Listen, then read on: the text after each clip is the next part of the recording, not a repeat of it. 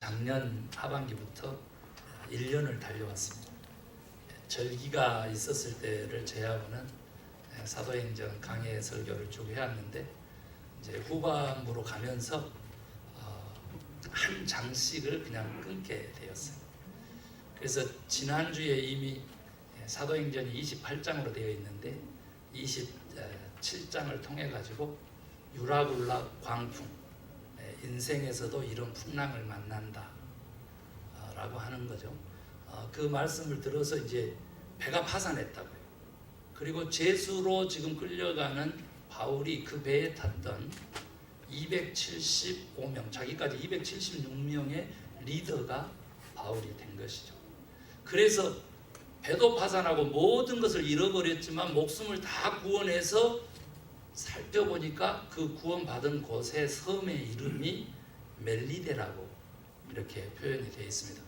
이 마게도냐 바로 앞쪽에 있는 길쭉하게 생긴 그런 지중해 연안의 섬이 되겠습니다.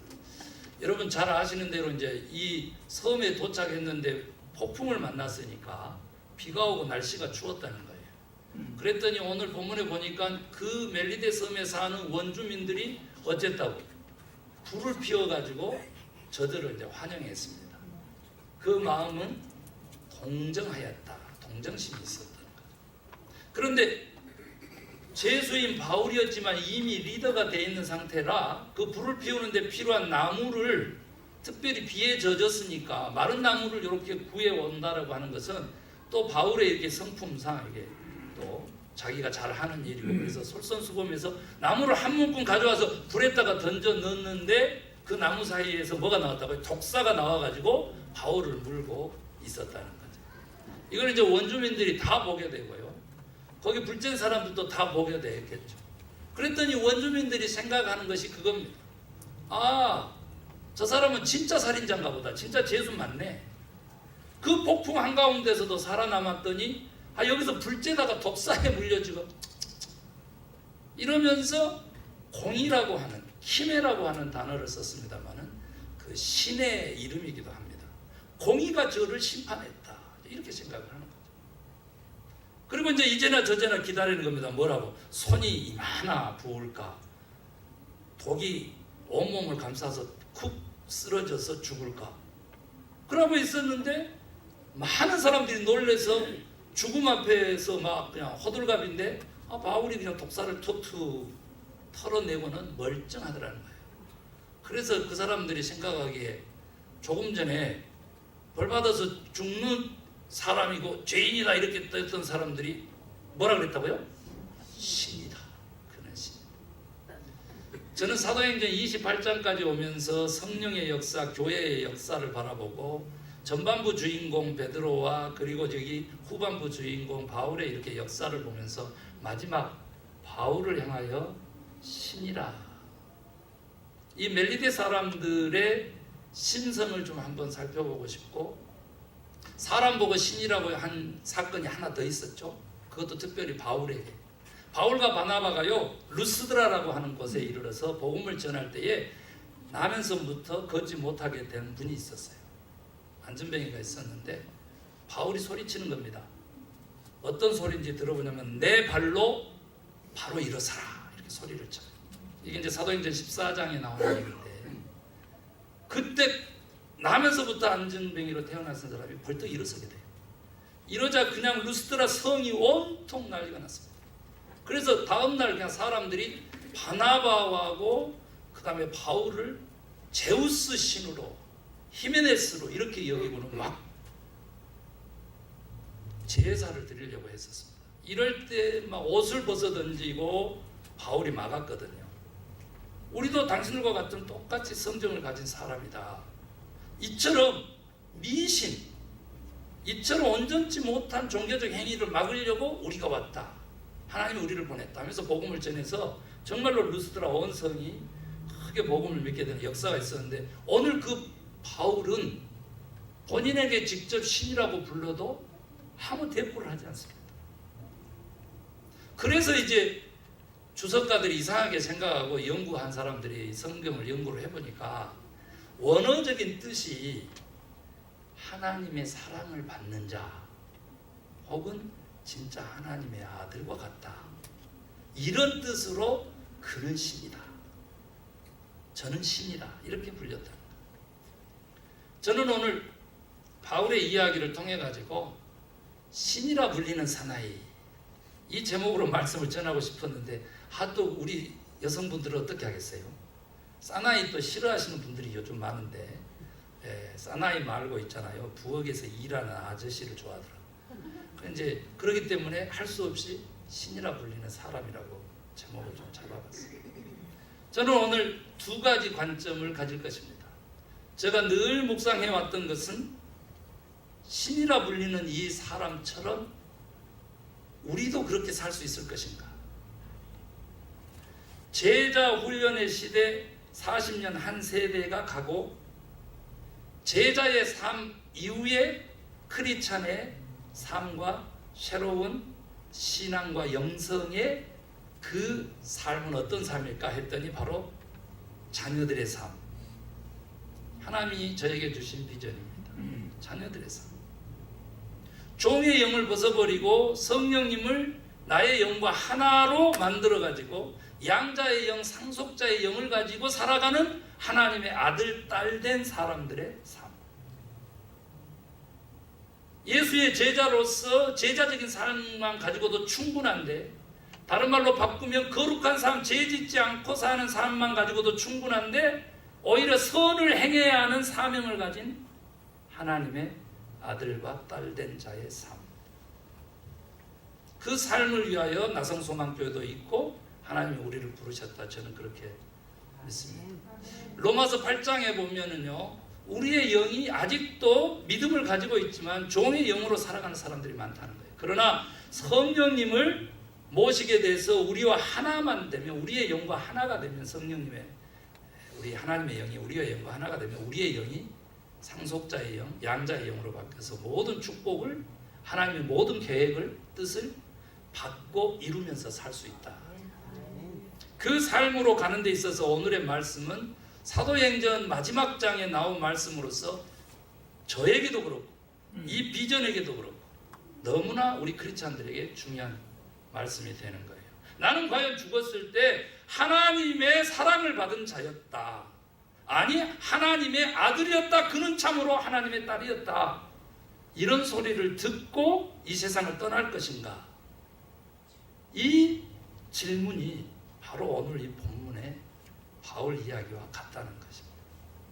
사랑하는 성도 여러분, 오늘 그래서 저는 바울이 신이라고 불리는 까닭에 대해서 좀 살펴봤어요. 그런데 대부분의 주석가들이 얘기하기를, 아니 독사에 물렸는데 독이 퍼지지 않는 거, 이거 어디서 많이 들어봤는데? 예, 맞습니다. 마가복음이 16장으로 구성되어 있고요, 사도행전을 쓴 작가는 루가인데 루가복음의 저자이기도 하죠. 그런데 그가 의사이기도 했잖아요. 그런데 루가복음을 쓸 때 무엇을 참고했냐면 마가복음을 참고했습니다. 그래서 마가복음의 마지막 장에 나와 있는 16장 17절 18절에 이렇게 나와 있는 부활하신 예수님이 믿는 자들에게 따르는 표적으로 얘기해 주는 것, 그 표적을 이루는 것이었다.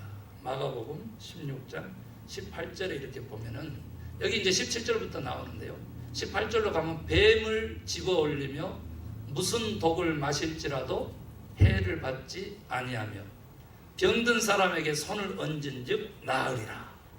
아멘 하시기 바랍니다. 믿는 자들에게 이 표징이 떨어졌는데 이 바울에게 오늘 이 표징이 그대로 실현됩니다. 저희들이 6절만 읽었는데 7절부터 10절까지는 이 멜리데 섬의 추장 보블리오, 그 원주민의 추장 보블리오의 아버지가 지금 우리 쪽으로 얘기하면 이질, 장티푸스, 이거에 걸려가지고 좀 죽게 생겼어요. 열병이 났다는 거죠.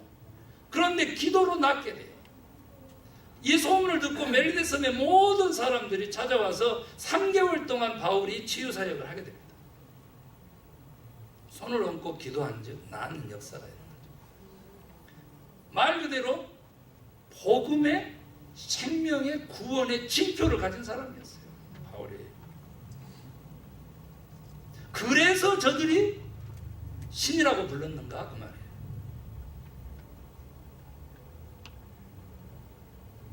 저는 이것도 맞지만 꼭 이것만으로 만족할 수가 없었습니다. 왜냐하면 수많은 곳에서 이러한 기적, 이적을 행했던 장본인이고 또 하나님은 다른 사람들에게도 기적과 이적을 행했기 때문에.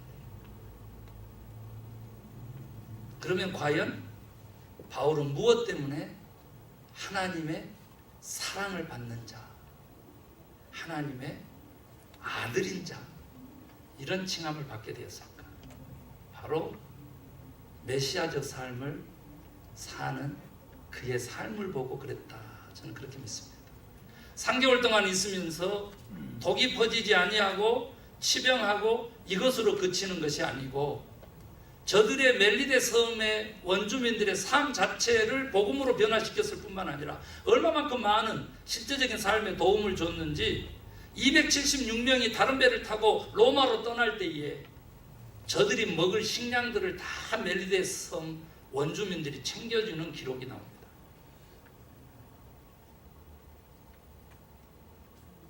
독사에 물려도 죽지 않기 때문에 신인 사람이 아니고 바울은 그의 사명을 다했기 때문에 신이라 불리는 사람이 되었다. 예수님께서 교회를 세우실 때 마태복음 16장에 너희는 나를 누구라 하느냐? 주는 그리스도시요 살아계신 하나님의 아들입니다. 이 베드로의 고백 위에 오늘날 구원의 방주로서 이 교회를 세웠고 주님의 몸인 교회를 이 땅에 있게 했죠. 그 질문을 다시 바꾸면 사람들이 나를 누구라 하더냐? 다를 바꿔볼게요. 누가 나냐? 그 말이죠.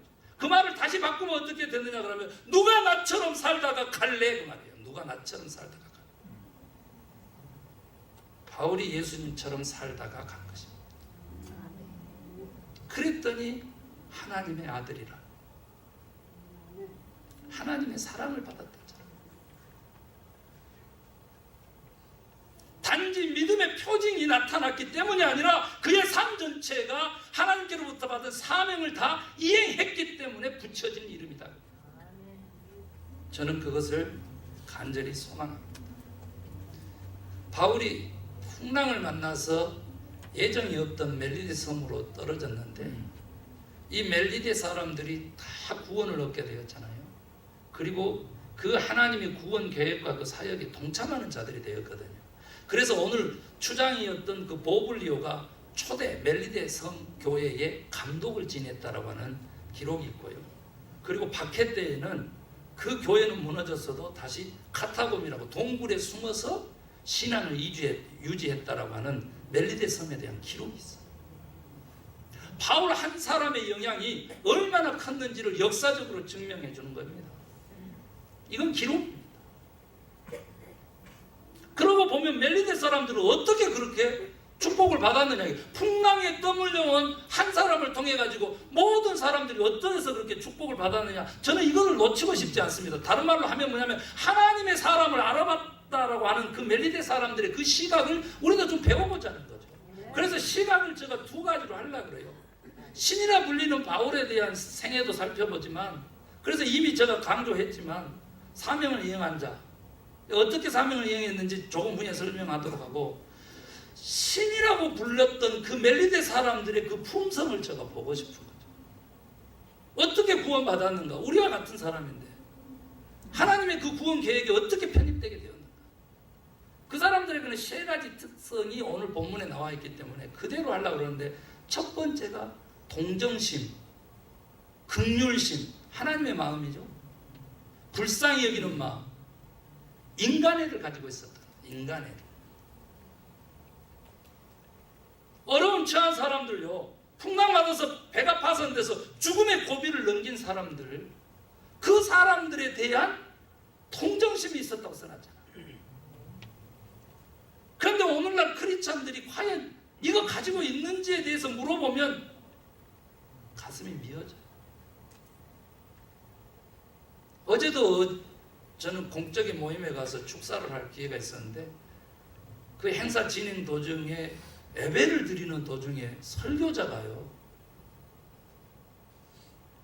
영적인 리더세요. 유명한 사람이에요.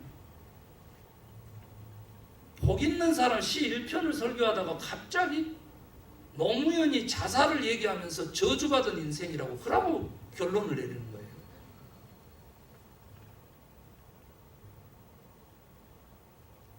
우리 교회 지금 한 달이 넘게 안 나오신 분이 왜 안 나오신다느냐고 저 원인을 몰라가지고요. 부인이 아프다 그래서 약병까지 사들고 쫓아가면서 그렇게 기도하는 김 목사한테 부활절 때 저가 세월호 망은 5.18 망은 그것은 부끄러운 말인데 이것은 아래 것이고 땅의 것이고 죽여야 되고 부숴버려야 되고 떠날 것입니다. 성경 말씀 그대로 제가 설명했더니 노무현이 문재인이 고무찬양죄로 김 목사 설교는 못 듣겠다 그러고 버틴다는 거예요.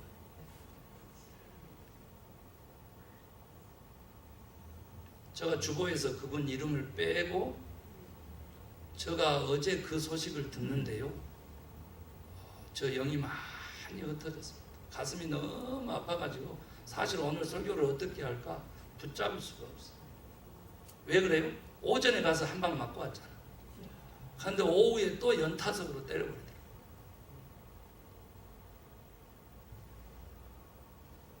동정심, 긍휼히 여기는 마음, 긍휼심은요 하나님의 마음이에요. 아멘. 정치적으로 유불리를 떠나서 경제적으로 유불리를 떠나서 인간의 생명에 대한 존엄성이 가져야 그 인간이에요.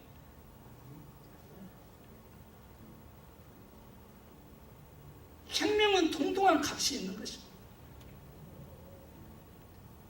한 생명은 천하보다도 귀하다고 주님이 말씀하시고 그게 성경의 가르침입니다. 멜리네 사람들은 어떻게 구원받았느냐? 어려움 당한 사람에게 동정심이 일어서 불 피워주고 구원받은 거예요. 누구 편들 수 있고요. 누구 응원할 수 있어요. 그러나 본질이라고 하는 거 그거 잃어버리면요. 그거 다 헛된 거예요. 역사의 주권자는 하나님이시기 때문에 인간의 그 모든 것들이 헛것으로 변하는 순간 그 다음에는 하나님 붙잡아야 되는데 하나님이 너를 모르다 하면 어떻게 하려고 그렇게 하냐고. 저 목회만 해온 사람입니다. 정치인이 아니라고요. 자식을 가슴에 묻은 어머니한테 그만 좀 울겨 쳐먹어라. 이게 말이 됩니까? 그게 망언이 아니고 그게 나쁜 말이 아니면 목사가 뭘 설교를 합니까? 교회가 앞장서서 그 일을 하고 있는 것을 내가 이 젊은 목사가 틀렸어 하고 막지 못한다면 다음 후대가 어떻게 교회를 다니겠냐고. 저는 가슴이 너무 아픕니다. 멜리네 사람들이 구원받은 거 한번 보세요. 두 번째 이유가 있는데 뭐냐 그러면 이거예요. 죄의식이거든요.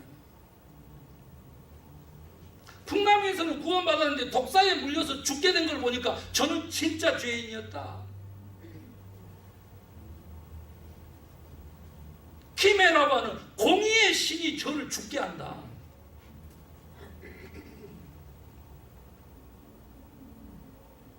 무엇이 옳고 그른지, 무엇이 죄되고 무엇이 의로운지 교회가요 그 진리의 기준을 잃어버리고 선의 기준을 잃어버렸어요. 이 원인이 뭐냐 그러면 자기 위로하는 하나님으로만 여기고 하나님을 도구로 삼는 거예요. 신앙도 교회도 다 도구로 삼는 거예요. 수단화 삼는 거예요. 자기가 왕인 거예요. 그런 신앙을 어디서 물러받은 것입니까?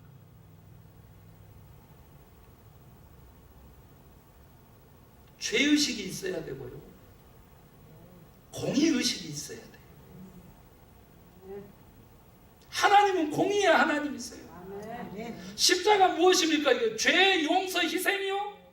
이 뒤면에는 왜 하나님의 아들이 피 흘려서 죄 없이 죽었어야만 하느냐라고 하는 그것을 살펴볼 때에 하나님의 공의의 성품 때문에 아들이 죄값을 대신 치러야 됐다 이 말이에요. 십자가에는 희생, 사랑, 용서만 있는 게 아니고 하나님의 공의의 성품이 서슬퍼렇게 살아있는 거예요. 죄와 상관없는 삶에 우리가 부름받을 뿐만 아니라 적극적으로 선을 행하는 삶으로 부름받았다 이 말이에요. 이것이 자녀들의 삶, 신이라 불리는 바울의 삶. 이같이 동정심도 있었고요, 공의의식도 있고 죄의식도 있었던 이 멜리데 사람들의 구원의 원인은 근본적인 것은 뭐냐면 신전의식이에요. 신의식이 있었다. 전문 용어로 쓰면요, 코람데오의 신앙이 있었다는 거예요. 그 누가 보지 않더라도 나는 하나님 앞에서 정직하게 진실다.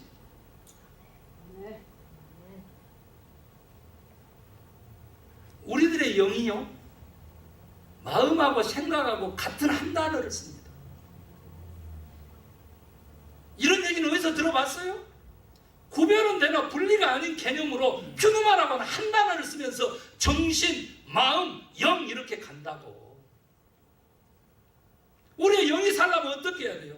우리의 의식이 하나님의 뜻 안에서 하나님의 말씀으로 가득 차야 돼요. 제가 너무 또 소리를 지르면 부담스러우니까 예화를 좀 한번 해볼게요. 소리 다 질러놓고 또 이런 것도 좀 재미나지. 괜찮은 목사예요. 저는요, 한 작가의 글을 제가 소개하려고 해요. 너무 바쁘게 지나다니는데 언제나 눈에 거스리는 게 집 앞 어귀에 있는 그 공원 입구에 서가지고 장님이 검은 안경을 쓰고 국어를 하고 있는 모습을 엄청 보기 싫어했어요. 마음에 늘 걸렸는데 그렇게 바쁘게 살다가 오늘은 내 딸하고 손잡고 공원 산책이나 가야 되겠다 해도 오랜만에 인간다운 좋은 마음을 품고 딸의 손을 잡고 딱 산책을 나서는데 아니나 다를까 공원 입구에서 그 양반이 또 일하고 모른 척하고 그만 외면하고 딱 갈라는데 웬걸 그런 모습을 잘 알고 있는 딸이 아빠 손을 탁 끌어다니면서 발길을 멈추더니 그냥 갈 거야. 아빠가 딸의 얼굴을 한번 쳐다보고 그 사람을 외면하고 싶은 마음을 접고 가서 말을 걸기 시작하고 그러자 이 갑자기 장님이 벌떡 일어나더니 눈뜬 사람처럼 벤치, 공원의 벤치 그 의자를 그냥 이 아빠를 끌고 가서 대화의 꽃을 피운 거예요. 아이도 막 그분한테 얼마나 궁금했는지 어떻게 못 보게 되었어요? 다 깜깜하면 하나도 못 봐요 하면서 막 딸이 또 막 물어보고 그러니까 그럼 어떻게 살아요 하면서 막 그랬더니 이런 얘기도 들려주는 애야 내가 못 보는 것 대신에 보면서 죄 짓는 것도 적게 짓고 대신 아저씨는 귀가 엄청 발달해가지고 네 마음속으로 속삭이는 것도 다 들을 수 있다 막 이런 얘기까지 하는 얘가 신나가지고 저도 그러면 눈을 감으면 그렇게 소리도 잘 들을 수 있나요? 그래가지고 눈을 감고 들어보라 그랬더니 그때부터 들리기 시작하는데 새 울음소리, 길고양이의 울음소리, 돌멩이 구르는 소리까지 바람에 낙엽 스치는 소리까지 다 들을 수 있으면서 너무 행복한 산보를 즐깁니다. 그런데 아버지는 아직도 부담스러워가지고 호주머니를 뒤집어 있어요. 왜? 한 입 주고 가야 되는데 한 입 공원에 놀러 온 사람이 돈을 챙기지를 못했잖아요. 그래서 주머니를 막 뒤집어 너무 부담스러운데 그 소리를 어떻게 들었을까? 이 장님께서 이미 충분하게 도움을 주셨습니다. 저는 동정이나 집회가 필요한 것이 아니고 대화가 필요했답니다. 제가 못 보게 되면서 가장 고통스러운 것은 외로움이었답니다. 오늘 저는 너무 큰 것을 받았고 너무 행복합니다. 이 이야기를 들려주면서 그 이야기 속에 주석을 달아놓은 것을 한번 여러분에게 들려드리려고 해요. 독자 여러분, 우리가 그렇게 우리의 도움을 필요하는 사람들을 외면하고 스쳐 지나다 보면 그만 그것이 우리의 모든 마음과 생각을 무디게 하고 다시는 그 사람들과 어울리지 못하는 그러한 마음들, 그런 사람들이 되고 만다가. 저는 오늘 또 일부 예배 드리면서 기도했습니다. 오늘 주일 예배 이 한 시간을 통해 가지고 우리가 그토록 스쳐 지나가 버리고 외면했던 성령의 음성 들을 수 있는 귀를 달라고 기도했습니다. 7일 만에 오는 주일이지만은 이번 주 이 한 시간 예배만큼은 하나님을 만나고 하나님 앞에서 나도 하나님이 원하는, 세상 사람들이 하나님의 사랑을 받는 사람이라고 칭함받는 그런 사람 되게 해주세요 라고 기도하는 사람들로 이 전을 채워달라고 기도했습니다. 사랑하는 성도 여러분, 저는 오늘 신이라 불리는 사람의 일생을 간단하게 소개하려고 합니다.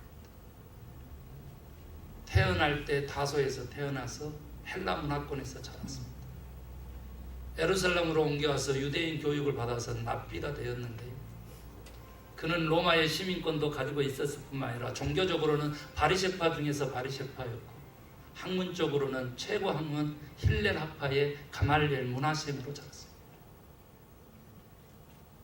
총망받는 유대교의 랍비로서 예수 믿는 자들을 잡아 가두는데 우두머리가 되었습니다.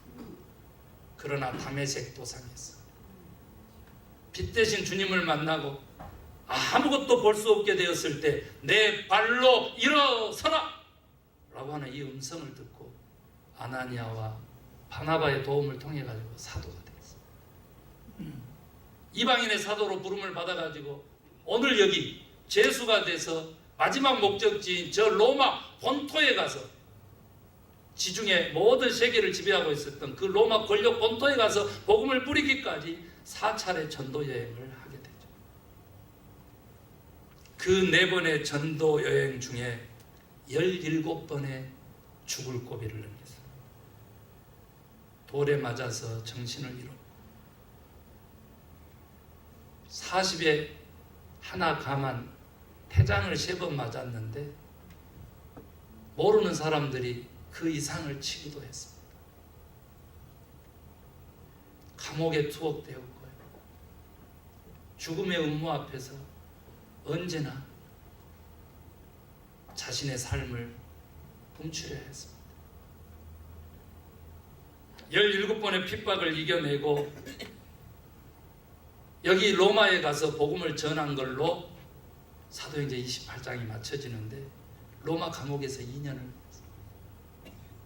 그러다가 무죄로 석방되어서 7년 동안 자기가 그렇게 기도했던 스페인에 가서 복음을 전하고 네로 황제의 박해 때 예수님 오신 이후에 67년에 로마의 감옥에 재투옥되고 목이 잘리는 참수형으로 생을 마감하게 됩니다.